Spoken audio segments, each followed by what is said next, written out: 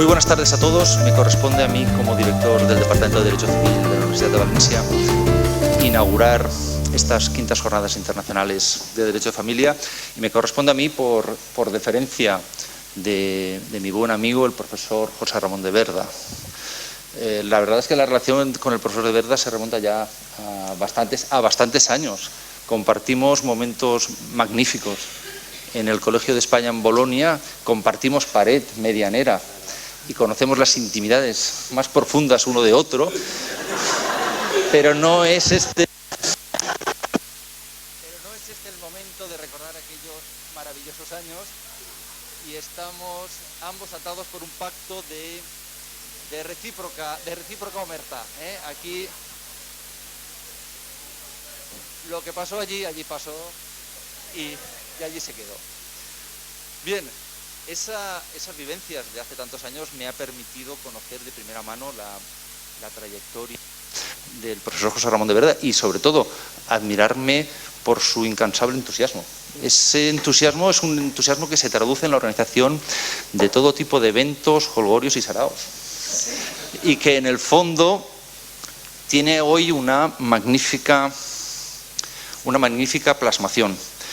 Fijémonos que la trayectoria del profesor de Verda no es solo muy destacable desde el punto de vista de la organización de este tipo de jornadas, sino que como especialista en derecho de familia, en derecho de la persona e incluso en derecho de responsabilidad civil, es coordinador de obras que están perfectamente entroncadas con el objeto de estas jornadas, lo cual las hace todavía más valiosas. Se trata de unas jornadas organizadas por un experto en la materia, y yo, sinceramente, eso lo puedo decir ahora también estoy ya un poco en plan melancólico, ¿no? Es decir, con el paso del tiempo, yo sí que les sugiero que tengan en cuenta el privilegio que les va a suponer en el futuro haber asistido a jornadas de este tipo. No es frecuente. No es frecuente que ustedes puedan contar y gozar en la universidad de la posibilidad de asistir a jornadas de este tipo, jornadas donde comparecen reputados especialistas de todo el mundo, especialistas en la materia que se les va a ustedes a exponer. Eso confiere una pluralidad de visiones que yo creo que es muy, muy destacable. Guarden en la memoria este momento. Quizá salgan de aquí ansiosos por ver el partido del Barça. Yo comparto ese entusiasmo, pero no quita que sea un magnífico momento para aprender. Un magnífico momento para aprender y para en el futuro recordar. Posiblemente ahora no se den cuenta, pero quizá dentro de unos años la semilla del interés que se haya despertado con alguna de estas intervenciones cuaje y les lleve a ustedes a profundizar en alguna otra de estas materias. Dense cuenta de que además estas jornadas tienen un interés máximo. Se tratan aquí temas esenciales de lo que es la disciplina del derecho privado. El profesor José Ramón de Verda, bien auxiliado por su numeroso equipo de colaboradores, ha diseñado unas jornadas sumamente interesantes, donde se tocan temas del máximo interés. Y temas, fíjense ustedes, que ponen de manifiesto la importancia del derecho civil, no solo como disciplina jurídica, sino como disciplina que acompaña a las personas en todo momento de su vida.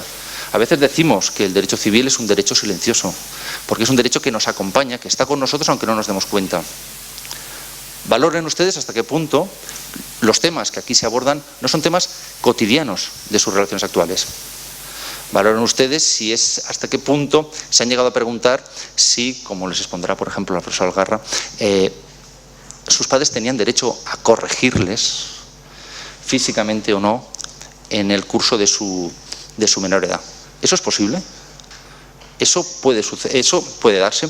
O todas las cuestiones vinculadas con los daños y con las indemnizaciones que ahora surgen en el ámbito del derecho de familia.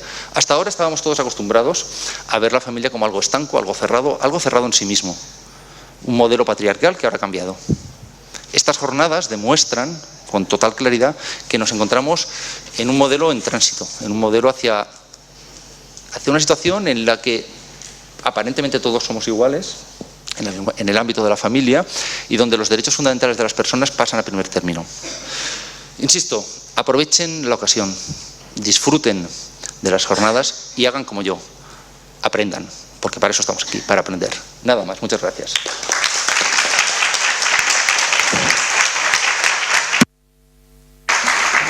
Bueno, pues muchísimas gracias por estas palabras tan cariñosas y tan merecidas, por otro lado. Yo tampoco puedo decir nada porque juré ante la Biblia de don Gil de Albornoz no desvelar nuestros secretos colegiales, así que simplemente agradeciendo de verdad las afectuosas palabras. Yo también estoy muy contento de estar primero con ustedes, hijos míos, porque al final les he cogido cariño, a usted también, Alejandro, y bueno, y luego por la ocasión tan maravillosa de estar aquí compartiendo pues unos minutos con amigos, que son todos, ¿verdad?, además de grandes especialistas en las materias. Y no voy a extenderme más y, bueno, vamos a procurar cada uno de los ponentes dar unas breves pinceladas de aspectos básicos.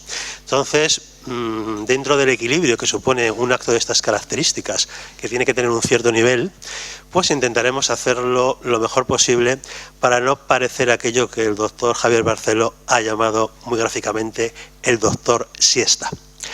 Que en estos momentos puede surgir en cualquier momento. Bien, yo les voy a hablar básicamente de algo que realmente nadie sabe lo que es, porque todo el mundo tiene una idea aproximada, pero es difícil concretarla, y es el libre desarrollo de la personalidad. Sabemos de dónde viene y dónde se consagra. Se consagra en el artículo 10 de la Constitución como un principio básico del orden público y viene de la Ley Fundamental de Bonn, porque ustedes sabrán que existe una influencia muy grande entre la Constitución, entre comillas, alemana y la Constitución española. Con una diferencia, y es que en la Ley Fundamental de Bonn el libre desarrollo de la personalidad es un derecho fundamental, cuestión que no sucede aquí. Aquí es un principio constitucional que inspira el ordenamiento jurídico, pero que precisamente por su inconcreción, su lesión no puede fundamentar un recurso de amparo, como sí que es posible en el derecho alemán, sino que es necesario alegar la concreta manifestación del libre desarrollo de la personalidad de que se trata. Por ejemplo, el honor, la intimidad, la propia imagen, etcétera, etcétera, etcétera.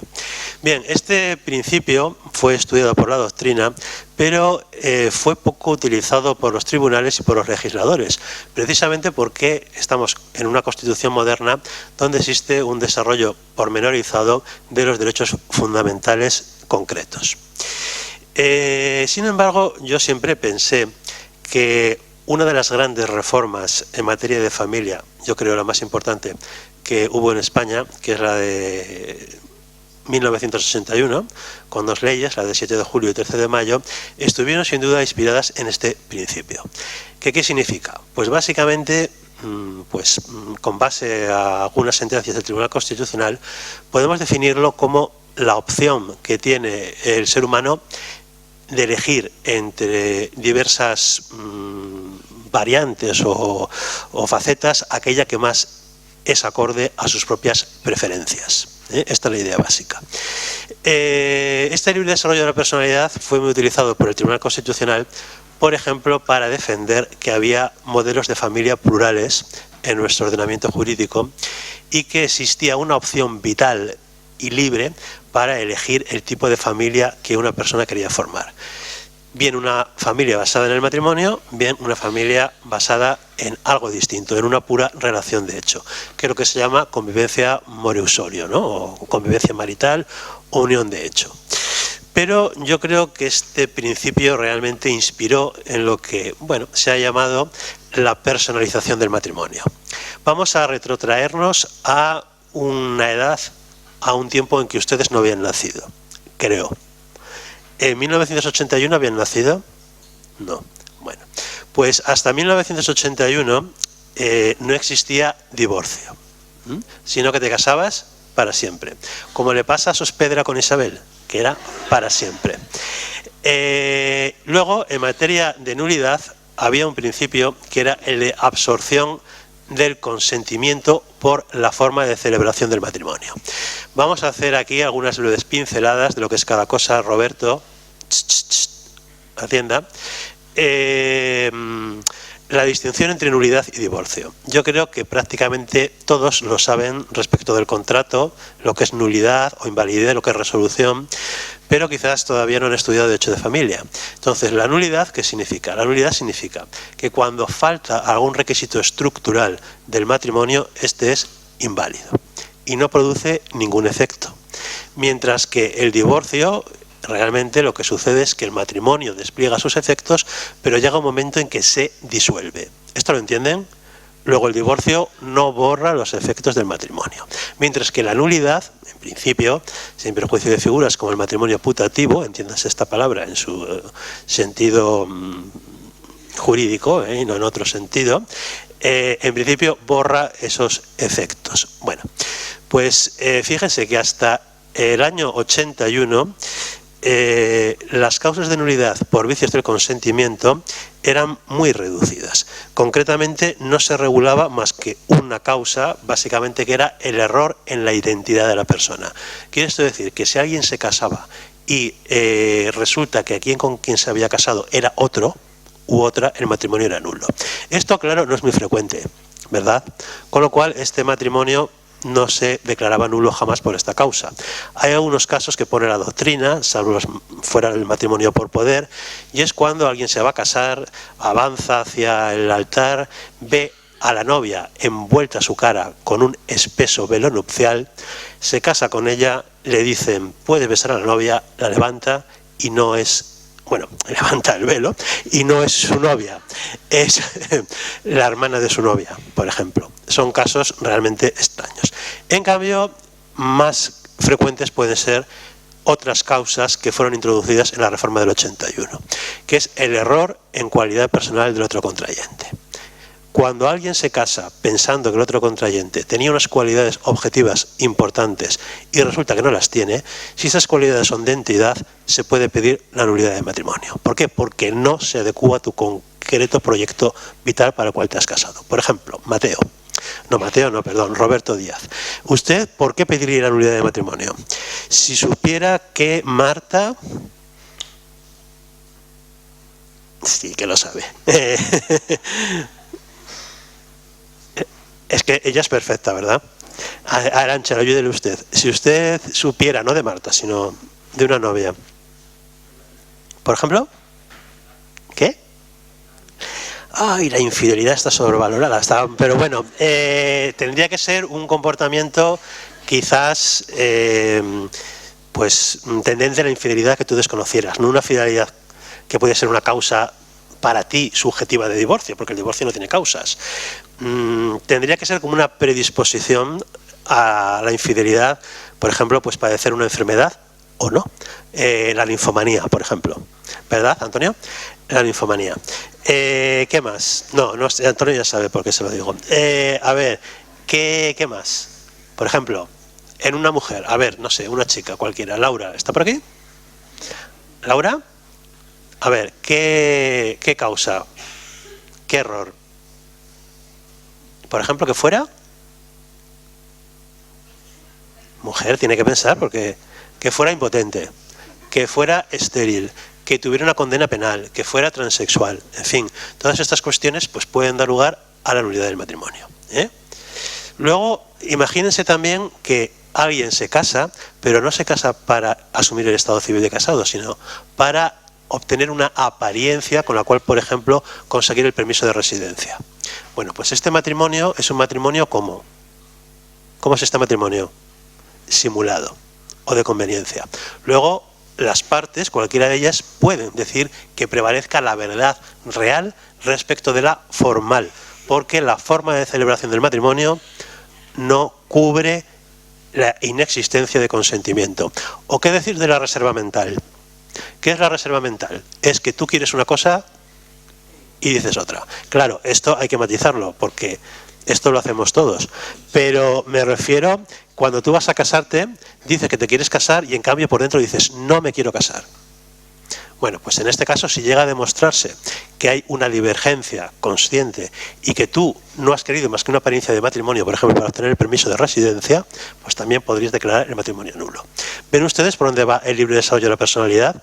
¿Por qué? Porque ese matrimonio no representa lo que tú realmente quieres. Más claro es en el divorcio. ¿Por qué?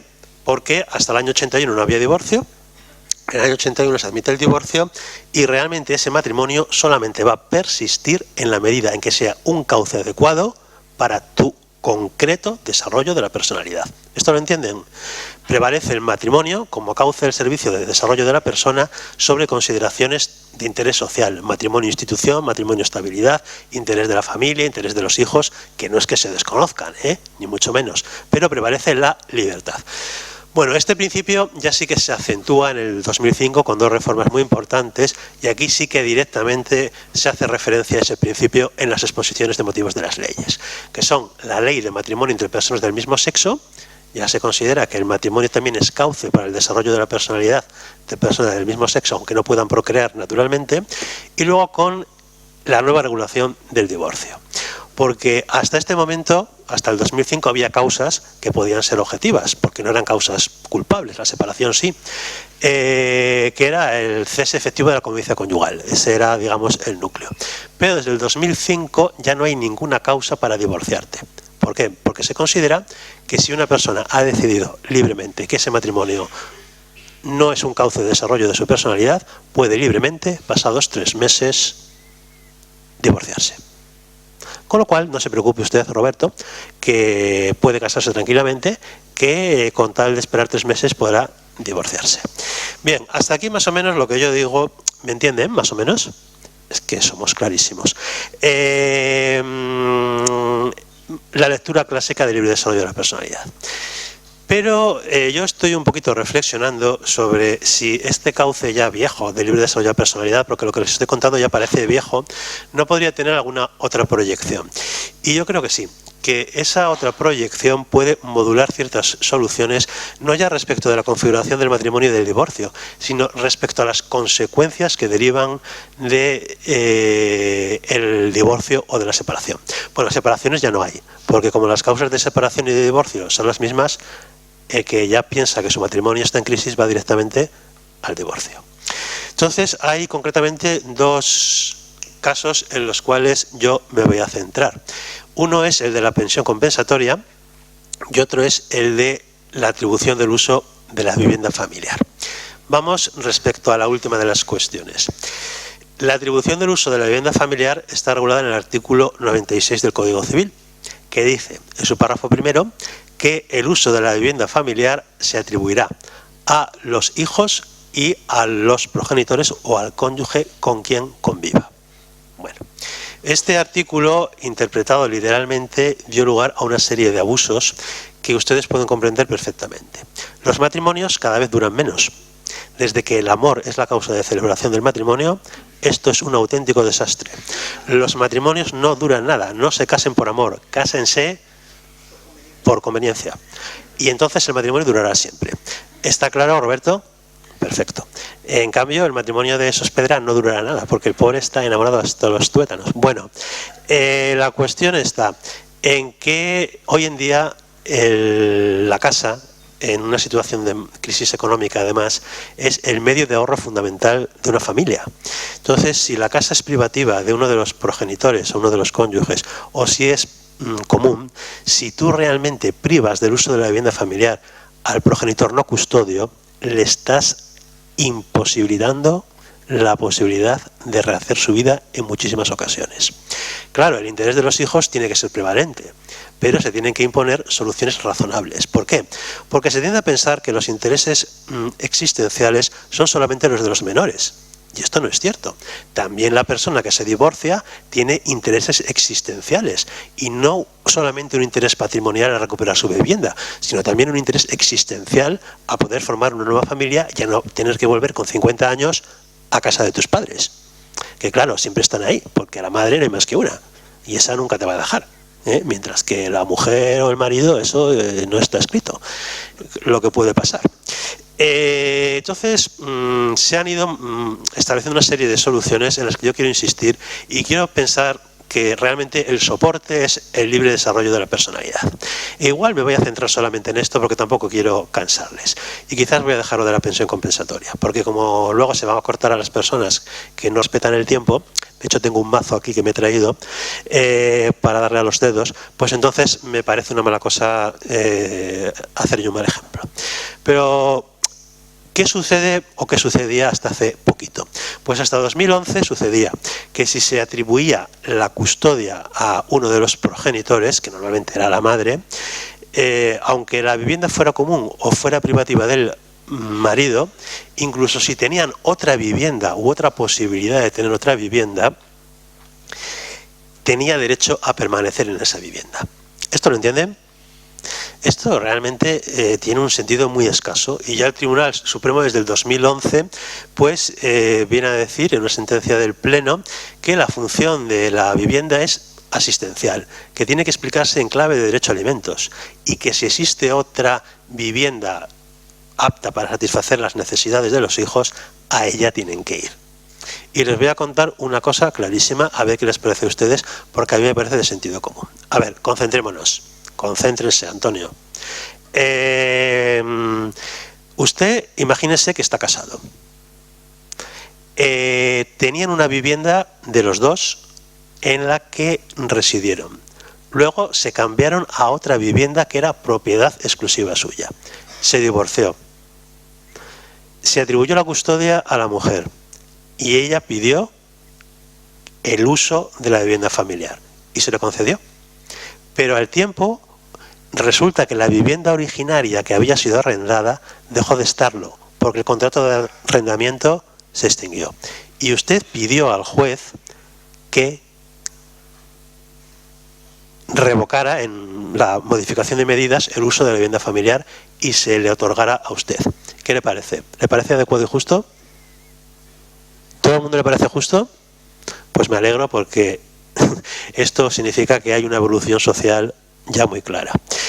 La custodia compartida también es otra cosa que yo creo que va en favor del libre desarrollo de la personalidad de los menores y también de los progenitores. En el derecho común, en principio, hasta el 2005, a nivel legal, que no jurisprudencial, era desconocida, y en el 2005 se admite como algo puramente excepcional. Pero ¿qué sucede? Que en el 2013 la jurisprudencia da un vuelco y entonces dice que la custodia compartida ya no es excepcional, sino que es un régimen ordinario que el juez puede decidir igual que la custodia individual. ¿Esto lo entienden? Atendiendo a una cosa que es un poco abstracta, que es el interés del menor. Pero es más, la ley valenciana de custodia compartida, que aunque está recurrida se aplica, dice que la regla general es la custodia compartida. Problemas. Si la razón por la cual se atribuye a el progenitor que convive con los hijos el uso de vivienda familiar es que convive con ellos y que es custodio, ¿qué pasa con la custodia compartida? Habrá que replantearse la cuestión, ¿verdad? Habrá que replantearse la cuestión. Porque en principio, aunque custodia compartida no significa que los tiempos de estancia sean iguales, lo cierto es que en la práctica se tiende a eso.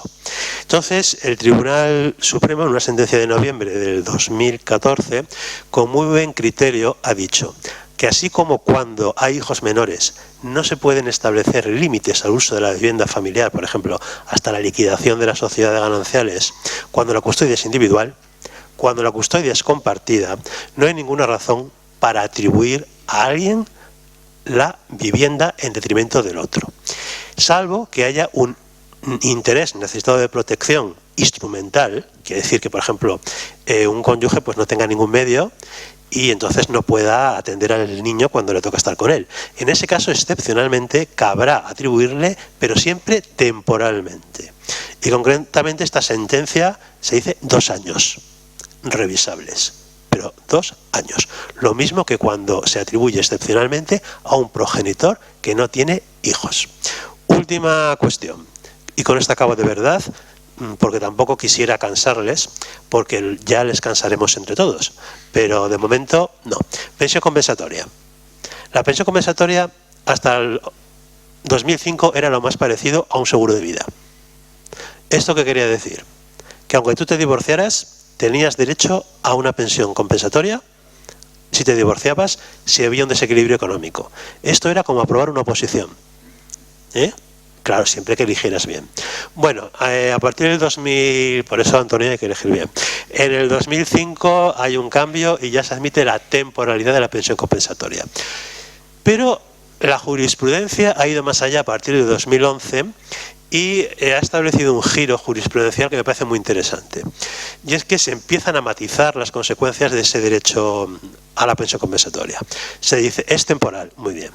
Es temporal, pero aparte, lo que compensa no es un desequilibrio inicial al matrimonio, sino el causado por el divorcio. En definitiva, ¿esto qué quiere decir? Que las situaciones de partida eran desiguales si había patrimonios distintos. Por ejemplo, es un ejemplo real, un profesor de universidad y una bibliotecaria, pues es evidente que tras el divorcio se encontrarían la bibliotecaria en peor situación, pero es que esto ya le ocurría antes. Entonces el Tribunal Supremo viene a decir, bueno, aquí realmente son desequilibrios que se causan por una inicial situación de partida. No es lo que dice la ley, por cierto, pero en fin. La otra gramatización es que se empieza a interpretar en clave de enriquecimiento o empobrecimiento injusto. Dice el Tribunal Supremo que la única compensación que se resarce es la que tiene lugar cuando la mujer o el hombre han permanecido en la casa cuidando de la familia o dedicándose desinteresadamente al cuidado de la familia o del negocio del otro cónyuge. Asimismo se dice que, por supuesto, como dice la ley, cuando cambian circunstancias como una herencia o cuando tú llevas un tiempo que no te has insertado en el mercado de trabajo pudiendo hacerlo, se te puede pedir una modificación de pedidas y perder la pensión, porque esto si no estimularía el ¿qué estimularía? Roberto, el quedarte en casa y no trabajar, si es hombre o mujer, esto da lo mismo. Y la última de las cuestiones con la que acabo es el tema de extinción. Dice el Código Civil que se extingue la pensión compensatoria cuando se case de nuevo el perceptor o cuando conviva maritalmente de hecho.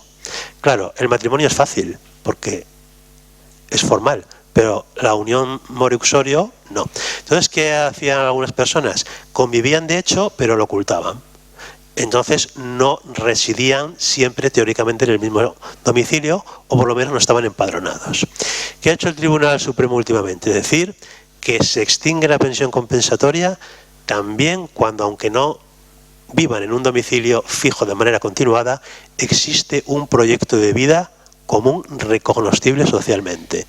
Por ejemplo, con viajes, con vivencias comunes los fines de semana, con testigos que acreditan que hay una relación sentimental. Por lo tanto, Roberto, si usted riñera con Marta después de casarse y se uniera, no sé, no vamos a decir a nadie, podría usted tener la tentación de no empadronarse en el mismo domicilio. Pero si aquí hay algún buen amigo como Ángel o como Ausias realmente declarara que realmente ustedes mantienen una relación amorosa o convivencial, se extinguiría la pensión compensatoria. Bien, no me alargo más porque son muchas las ponencias y yo insisto, aquí lo que queremos dar es una serie de frases de ideas generales. Aquí la única idea que les tiene que tener claro es que hoy en día la familia probablemente no es que esté en crisis, sino que está en crisis es un modelo concreto de familia y que esta familia cada vez se impregna más por principios de autonomía de la persona y por libre desarrollo de la personalidad y que en principio el gran reto al que está haciendo frente la jurisprudencia es armonizar adecuadamente todos los intereses en juego en el momento de una crisis familiar y no solo el de una de las personas. Sin más ya, y acabamos y si le parece damos paso a otra persona. Yo creo que las preguntas mejor al final. ¿Te parece? Porque si no esto puede ser... ¿Vas a entrar tú o...? Y damos paso... Yo siempre pienso que las preguntas están sobrevaloradas. Pero bueno, si luego alguien quiere hacerse notar para, no sé, para delante de sus compañeros, hacerse ver como que es inteligente, pues entonces, después de todas las intervenciones, podemos dar un turno de preguntas. Y si les parece, ya sin solución de continuidad, vamos a dar la palabra a la profesora Mariel Molina, jurista argentina de reconocido prestigio, discípula de una jurista excelsa, que es la profesora Ida Kemmelmacher de Carlucci, y que además de haberse dedicado a escribir, a la abogacía, tiene una virtud, y es que es autora de varias partes del nuevo Código Civil argentino. que está unificado con el civil y mercantil. Así que nos va a ilustrar sobre un tema que espero suscite su interés, que es los límites a la autonomía personal en las uniones de hecho y el matrimonio en el nuevo civil y comercial de Argentina. Sabemos que yo no sé si lo he respetado, pero en principio intentaremos ajustarnos a un límite de unos 20 minutos porque existe un riesgo de que les dé un patatús a algunos de los pobres alumnos. Mariel.